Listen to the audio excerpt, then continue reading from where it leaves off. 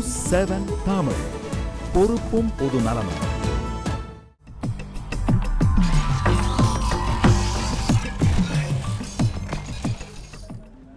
வணக்கம் and welcome to the show. இது arise TMC வழங்கும் கேள்வி நேரம். இந்த நிகழ்ச்சி மூலமாக மீண்டும் உங்களை சந்திப்பதில் மிக்க மகிழ்ச்சி. நான் செந்தில். மக்கள் சமூகம் சார்ந்து உங்கள் ஒவ்வொருவருக்குள்ளும் ஓடிக்கொண்டிருக்கும் கேள்விகளுக்கு ஆதாரத்தோடும் ஆக்கப்பூர்வமாகவும் விடை காணும் நேரம் இது. அந்த வகையிலே இன்றைய கேள்வி நேர அமர்வில் நாம் விவாதத்திற்கு எடுத்துக்கொண்டிருக்கக்கூடிய பொருள் மத பிரச்சாரம். உமாசங்கர் ஐஏஎஸ் அவர் குறித்த அந்த சர்ச்சை தொடர்ந்து கடந்த சில நாட்களாக போய் கொண்டிருக்கக்கூடியதை நீங்களும் கூட ஊடகங்களின் வாயிலாக அறிந்திருப்பீர்கள். உமாசங்கர் ஐஏஎஸ் கிறிஸ்தவ மத போதனைகளில் ஈடுபடுவது அப்படிங்கிறது கூடாது என்று தமிழக அரசு தலைமைச் செயலாளர் ஒரு குறிப்பாணையை அவருக்கு அனுப்பியிருக்கிறார். இந்த தளத்தில் இது என்னுடைய அடிப்படை உரிமைகளை பறிக்கக்கூடியதாக இருக்கிறது, நான் தொடர்ந்து மத பிரச்சாரங்களில் ஈடுபடுவதற்கான சட்ட ரீதியிலான போராடி அந்த உரிமையை பெற்றுக்கொள்வேன் என்று அவர் தெரிவித்திருக்கிறார். இதை தாண்டி இந்த இடைப்பட்ட காலத்தில் நான் அந்த பிரச்சாரங்களில் ஈடுபடப் போவதில்லை என்றும் அவர் அறிவித்திருக்கிறார். இருந்தாலும் கூட அரசு அதிகாரிகள், குறிப்பாக ஐஏஎஸ் அதிகாரிகள் மத பிரச்சாரங்களில் ஈடுபடுவது ஏற்புடையதா? உமாசங்கர் ஐஏஎஸ் குறித்த பிரச்சனை எழுகின்ற பொழுதே மற்ற மதங்கள், மத ரீதியிலான வழிபாடுகள் எந்த அளவிற்கு அரசு அலுவலகங்களிலும் அரசு உயர் அதிகாரிகள் மத்தியிலும் இடம்பெற்றிருக்கிறது என்ற தளத்திலும் நாம் இன்றைக்கு விவாதிக்க இருக்கின்றோம். உமாசங்கர் ஐஏஎஸின் மத பரப்புரை குறித்த சர்ச்சை ஏற்பட்டிருக்கக்கூடிய நிலையில் இந்த தளத்தில் நாம் இன்றைய விவாதத்தை நகர்த்திருக்கின்றோம். அரங்கில் நம்மோடு இது குறித்து விவாதிப்பதற்காக 3 சிறப்பு விருந்தினர்கள் இணைந்திருக்கிறார்கள். பொதுப்பள்ளிக்கான மாநில மேடையின் அமைப்பாளர், கல்வியாளர் பிரின்ஸ் கஜேந்திரபாபு நம்மத்தில் இணைந்திருக்கின்றார். அவரை வரவேற்கலாம். வணக்கம் சார். ஐஏஎஸ் அதிகாரி, முன்னாள் ஐஏஎஸ் அதிகாரி சிவகாமி அவர்கள் நம்மத்தில் இணைந்திருக்கிறார். அவரையும் வரவேற்கலாம். வணக்கம். திரு ஆதவன், பாரதிய ஜனதா கட்சியினுடைய முன்னணி தலைவர்களில் ஒருவர், அவரும் நம்மோடு அரங்கில் இணைகிறார். அவரையும் வரவேற்கலாம். வணக்கம் ஆதவன். இவர்கள் மட்டுமின்றி கோவையில் இருந்து நேரலையின் மூலமாக நம்மிடையே அர்ஜுன் சம்பத், இந்து மக்கள் கட்சியினுடைய தலைவர் அர்ஜுன் சம்பத் இணைகிறார். அவரையும் வரவேற்கலாம். திரு அர்ஜுன் சம்பத் வணக்கம். உங்களையும் வரவேற்று நான் இந்த நிகழ்ச்சிக்குள் செல்கின்றேன். உங்களிடமிருந்தே தொடங்கலாம் அப்படின்னு நினைக்கிறேன் சிவகாமி மேம். ஒரு ஐஏஎஸ் அப்படிங்கிற அடிப்படையில் உமாசங்கரின் மீதான இந்த அவரை தொடர்ந்து நடைபெற்று கொண்டிருக்கக்கூடிய, அவருடைய விவகாரத்தில் நடைபெற்று கொண்டிருக்கக்கூடிய இந்த சர்ச்சைகள், தமிழக அரசு அவருக்கு அனுப்பியுள்ள குறிப்பாணை, நீங்கள் இனி ஒரு மெமோ, புரிகின்ற விதத்தில் சொல்லணும்னா மெமோ, நீங்கள் இனி மத பிரச்சாரங்களில் ஈடுபடக்கூடாது, சட்டம் ஒழுங்கை சீர்குலைக்கக்கூடிய வகையில் சில நிகழ்வுகள் நடைபெற்றிருக்கின்றன என்று குறிப்பிட்டு அனுப்பியிருக்கக்கூடியது, அவருக்கு தடை செய்திருப்பது அப்படிங்கிறதை குறித்த உங்களுடைய அடிப்படையிலான பார்வை என்ன? நான் ஒரு 3 முக்கியமான கருத்துக்களை வரிசைப்படி சொல்லலான் இருக்கேன். முதலாவதாக, உமாசங்கர் மேலே குறிப்பானை அனுப்புவதற்கு சட்டம் ஒழுங்கு பிரச்சனை அப்படிங்கிற ஒரு காரணம் இருக்குது.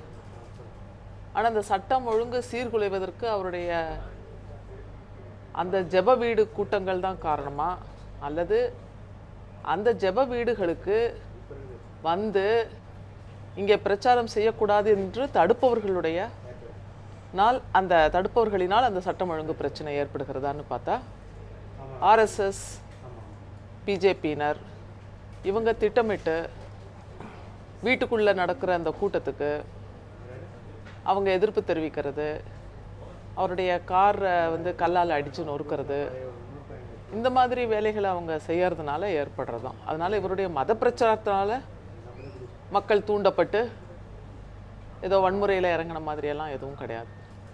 இப்போ ஒரு அரசாங்கம் அவருக்கு பாதுகாப்பு கொடுக்கணுங்கிறது தான் என்னுடைய அடிப்படையான கருத்து. அடுத்த சுற்றுகளில் இன்னும் கூட விரிவாக இல்லை, இன்னும் நான் முடிக்கல.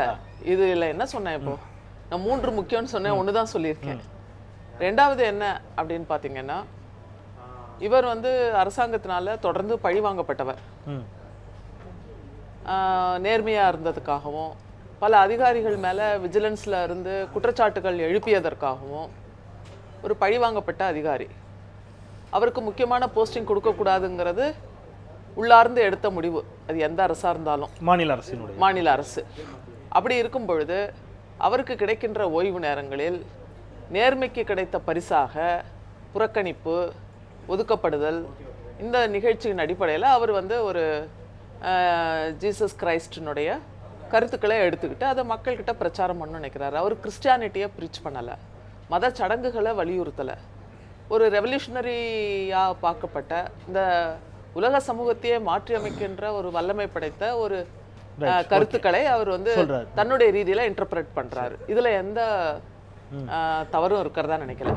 மூணாவதா பாத்தீங்கன்னா, இவர் மத பிரச்சாரம் பண்றாருன்னா இந்த அரசாங்கமே ஏதோ ஒரு வகையில நேரடியாகவும் மறைமுகமாகவும் இந்து மதத்திற்கான பிரச்சாரத்தை தொடர்ந்து செய்து வருகிறது.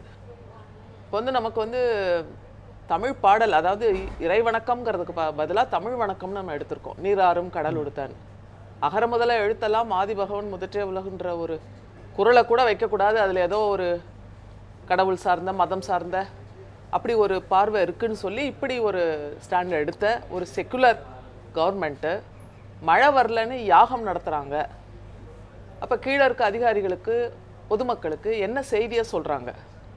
ரெண்டாவது, இந்த அதிகாரிகள்னு பார்த்திங்கன்னா அதிகாரிகள் மட்டுமல்ல, ஆட்சியாளர்கள், அமைச்சர்கள், மாநில முதல்வர்கள், கவர்னர்கள், ஈவன் பிரசிடென்ட் ஆஃப் இந்தியா கூட அவங்கெல்லாம் என்ன பண்ணுறாங்கன்னா, சென்னைக்கு வர்றதே திருப்பதிக்கு போகிறங்கிற மாதிரி எல்லா அரசு எந்திரத்தையும் பயன்படுத்தி திருப்பதிக்கு போயிட்டு சாமி தரிசனம் பண்ணுறதுன்றாங்க. அவங்க சாமி தரிசனம் பண்ணட்டும், அது வேண்டான்னு சொல்லலை.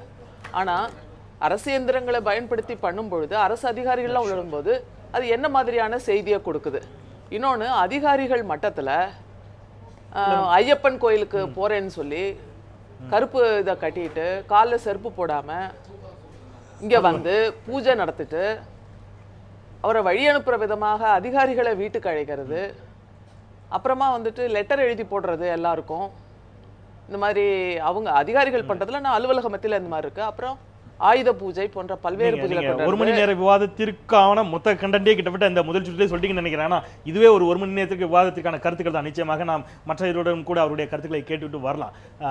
பிரின்ஸிடம் கேட்பதற்கு முன்பாக, ஏன்னா அவங்க நிறைய விஷயங்கள் அப்படிங்கிறது ஒரு மதம் சார்ந்த வழிபாட்டு முறைகள் இங்கே ஏற்கனவே இருக்கின்றன அப்படிங்கிறாங்க. மிக முக்கியமாக அவங்க பேசின விஷயத்தில் கோட் பண்ண வேண்டியதாக நான் ரெண்டை பார்க்குறேன்.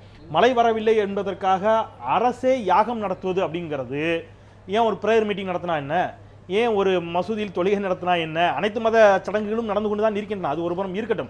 இந்த மாதிரியான ஒரு கேள்வி வைக்கின்ற பொழுது அரசு உயர் அதிகாரிகள் கோவிலுக்கு மாலை போடுகிறார்கள், அவங்க எதையுமே தப்புன்னு சொல்லலாம். ஆனால் இது போன்ற நடைமுறைகள் எல்லாம் ஏற்கனவே இங்கே இருக்கின்ற பொழுது உமாசங்கர் ஐஏஎஸ்க்கு மட்டும் இது போன்ற ஒரு பார்வையை புகுத்துவது அப்படிங்கிறது எந்த அளவுக்கு சரியாக இருக்கும் அப்படிங்கிற ஒரு கேள்வி முன்வைக்கிறாங்க. உங்களுடைய பார்வை?